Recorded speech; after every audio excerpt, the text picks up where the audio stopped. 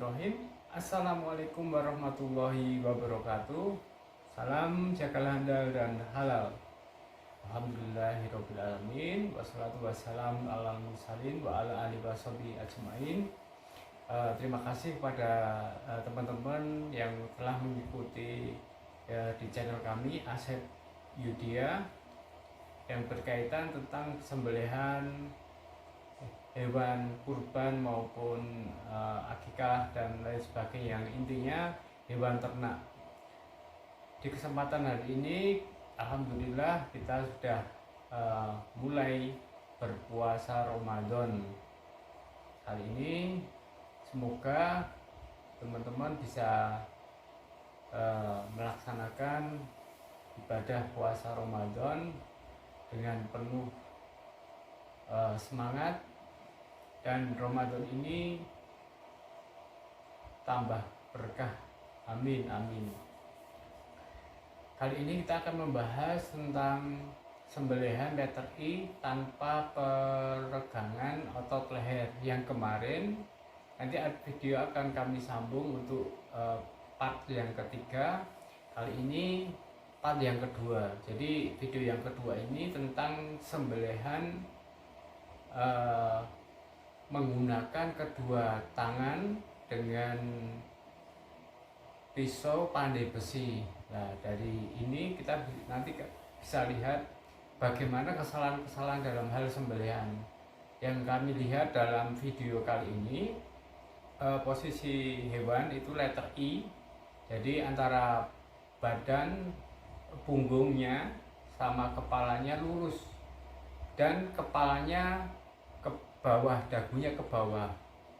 Nah, itu mengakibatkan menghambatnya penyembelihan. Jadi kalau letter I ini biasanya rata-rata pengendoran otot leher, jadi tidak bisa maksimal dalam hal sembelihan. Dan waktu posisi sapi sudah direbahkan itu masih sangat fatal untuk pemberian bambu. Jadi bambu itu fungsinya sebenarnya tidak ada manfaatnya. Jadi lebih sakit lagi dikasih bambu. Jadi bambu ada di bagian kaki, ada bagian punggung dan lain sebagainya. Lah, dari video kali ini kita akan bahas evaluasi tentang sembelihan letter I.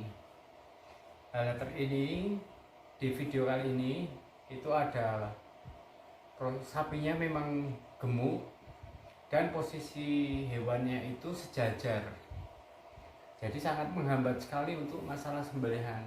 Yang kami lakukan untuk memotong sapi lebih cepat dan lebih efisien itu terletak pada letter L. Letter L itu ada peregangan otot leher. Nah, di sini kita evaluasi tentang posisi sembelihan. Yang kedua, yang pertama tadi posisi sembelihan, yang kedua pisau buatan pandai besi. Jadi pisau pembuatan pandai besi ini rata-rata itu bahannya karbon, jadi cuma keras tapi tidak untuk selanjutnya, untuk tahapan berikutnya kan harus kuat. Jadi pisau itu pertama harus kuat dulu dalam hal sembelihan, dan kuat yang kedua kuatnya daya tahan ketajaman. Nah, kita dari video kali ini itu yang motong itu belum tahu tingkat ketajaman pisau. Jadi untuk pisau sembelihan itu kita harus tahu ketajamannya itu sampai seberapa. Beda dengan pisau untuk proses pengulitan. Jadi ketajaman untuk sembelihan itu wajib bagi setiap penyembelih harus tahu pisau yang tajam untuk sembelihan. Beda dengan ketajaman untuk pengulitan, itu beda lagi. Dan yang ketiga, bambunya terlalu banyak, jadi resiko untuk sakitnya sapi waktu dimasukin bambu yang panjang. Jadi bambunya itu diselipkan di bagian keempat kakinya dan diinjak itu sapi merasakan kesakitan. Dan yang keempat itu lubangnya sembelihan terlalu besar. Jadi sapi itu kalau proses waktu pemotongan itu lehernya tertekan, itu akan masuk ke dalam lubang. Jadi sebisa mungkin untuk mengevaluasi sembelihan itu kita harus tahu pertama posisi hewan sembelihan.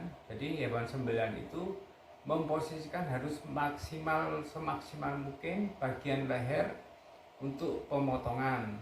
Nah itu kita harus benar-benar sebelum kita melakukan sembelihan, posisinya dulu diperbaiki dulu sebelum melakukan sembelihan. Dan yang kedua, yang tadi ketajamannya itu bagaimana, bahannya pisau itu apa. Jadi tidak asal-asalan untuk sembelihan.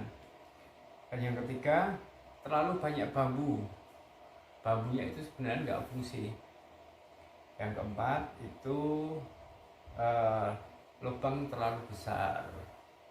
Dari pembahasan ini kita harus bisa menganalisa supaya untuk kedepannya bisa memperbarui bagaimana sembelihan yang kemarin-kemarin itu untuk bisa lebih cepat lagi daripada yang kemarin. Jadi sembelihan yang kemarin itu kita video, kita evaluasi, ternyata ada banyak kesalahan. Dari kesalahan ini kita harus mengevaluasi semaksimal mungkin untuk tahun depannya itu bisa maksimal dalam hal sembelihan. Yang pertama bisa cepat, yang kedua bisa menganalisa untuk teknik sembelihan.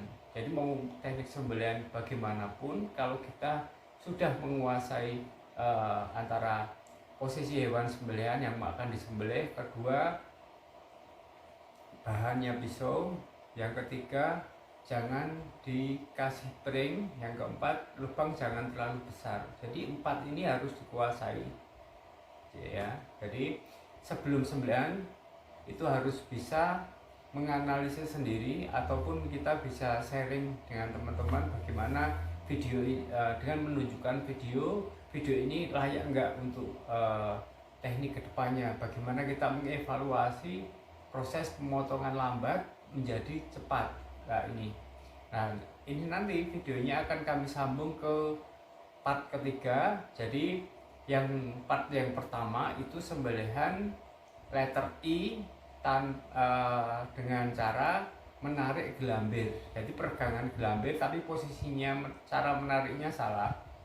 Jadi ada hambatan untuk proses pemotongan tarik. Jadi yang kemarin, video yang kemarin itu dengan menggunakan pisau tasci buatan Turki, yaitu dengan 16 cm. Dan yang kedua ini proses sembelihan letter I tapi tanpa ada peregangan otot leher dengan menggunakan pisau pandai besi dan menggunakan kedua tangan. Jadi modelnya di sistem tarik kombinasi tapi pakai kedua tangan. Nah, nanti kita akan bisa lihat video part yang ketiga, sambungan dari sembelihan tarik dengan posisi letter I, dan yang kedua ini sembelihan kedua tarik kombinasi dengan menggunakan pisau pandai besi dengan menggunakan kedua tangan. Nah, kita bisa lihat di part yang ketiga. Nanti saya gabungkan video yang tadi sembelihan menggunakan pisau tasci sama pisau pandai besi. Oke, kita lanjut ke part ketiga. Terima kasih. Wassalamualaikum warahmatullahi wabarakatuh. Salam jagal handal dan halal.